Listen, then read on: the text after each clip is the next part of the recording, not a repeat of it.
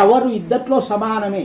భగవంతుడు శరీరము రూపుడు అయితే మను మహర్షి చెప్తాడు, సగం శరీరము పురుషుడు, సగము శరీరము స్త్రీ, బ్రహ్మ రూపము ఆ విధంగా ఉంది అని చెప్పి మను మహర్షి చెప్తాడు.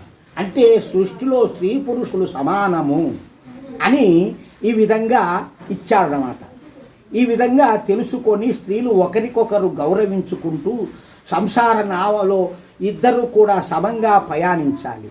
ఇక ప్రకృతి దేవతలు భూమి, నీరు, గాలి, అగ్ని, ఆకాశము ఈ దేవతలకన్నింటికి అగ్ని పూజతో మెప్పించుము, చేతైనంత జనులకు జీవులకు మేలు చేయుము.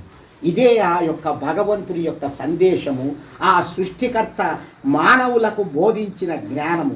ఈ జ్ఞానము తప్ప మిగతా ఒక్క పైసా కూడా మీకు ఎప్పుడే కానీ వేరే పూజల్లో ఎక్కడ నష్టము తప్ప ఒక్క పైసా కూడా మీకు లాభము రాదు, పుణ్యము రాదు. నేను చెబుతున్నాను, తెలుసుకోండి. ఎంత గొప్ప పండితులైనా కూడా వారందరికీ కూడా సమాధానం చెప్పగలరు. ఈయన ఏంది గడ్డములు లేవు, మీసాలు లేవు, ఈయనకేం తెలుసు బా, టీవీలో అంతంత పండితులు చెప్తాండారే అంత పుణ్యం ఇంత పుణ్యం, అది చేస్తే ఇది చేస్తే అనుకుంటారు. వాళ్ళకి ఏమీ తెలియదు, వాళ్ళకు జ్ఞానమే తెలియదు.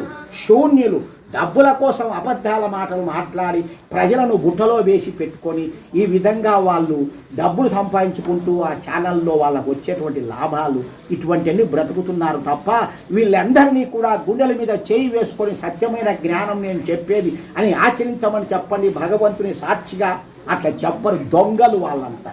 కాబట్టి వాళ్ళందరినీ కూడా ఎప్పుడు నమ్మవద్దు. వేదాన్ని ఒకటి ఆశ్రయించండి. ఆ వేదానికి సంబంధించిన పుస్తకాలు మీరు తెలుసుకోవాలంటే మా దగ్గర ఉన్నవి మేము మీకు సప్లై చేస్తాము కూడా. ఈ జ్ఞానం ఎంత గొప్పదో అది చదివితే మీకు తెలుస్తుంది.